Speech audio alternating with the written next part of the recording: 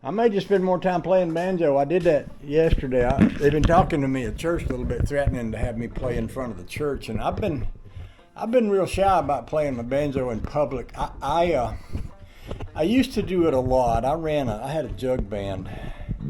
Well, I was in this church, and I started a jug band in there, and basically said, the only requirement is you have to not know anything about music and have no talent whatsoever. And if you did all that, you'd qualify to be in the jug band. And we had a lot of fun with that. And then I don't know. I played in this other church, and some people said some things that I took to be critical. And the reality is, I'm not the best banjo player, and I don't know anything about music. The only banjo lesson I ever had was in like grammar school. My folks bought me a trumpet. Actually, it was a cornet, same thing as a trumpet, it's just bigger and fatter, not as sexy.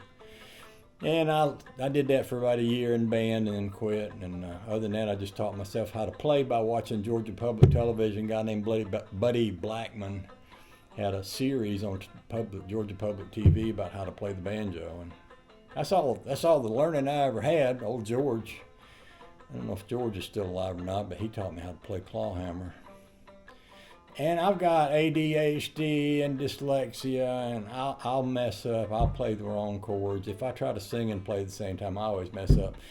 I read something in the Bible this morning. I knew it was there, but I went back and read over it again. It's where King David was returning to Israel, bringing the Ark of the Covenant, and Saul's daughter saw him dancing in joy in the street in honor of God and in celebration of them being able to bring home the Ark of the Covenant, which in Old Testament biblical days, that was like bringing God into your nation, because they back in those days, God was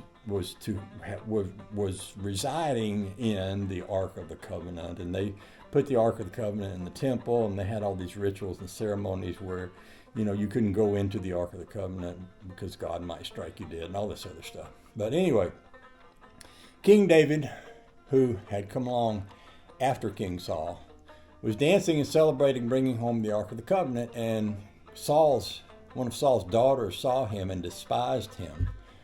And King David said to her later, after he'd had time to do everything that kings do when they're celebrating, that he said not only would he do that, but he would do more ridiculous things than that to glorify God.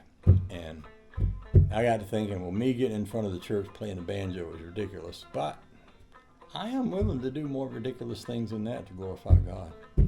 So I've been playing the banjo a little bit more, and it's funny because I'll be playing along, everything will be going just fine, and then I'll just make the wrong note. I'll forget which key comes, what note, what chord, and I'll just guess, and I'll throw one in there, and it'll be wrong. It seems like every time I play a song, I can't get through without playing something wrong.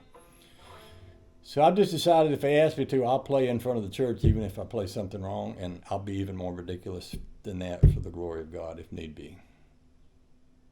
All right. So I'm going to get back to what I said I was going to do before I said that.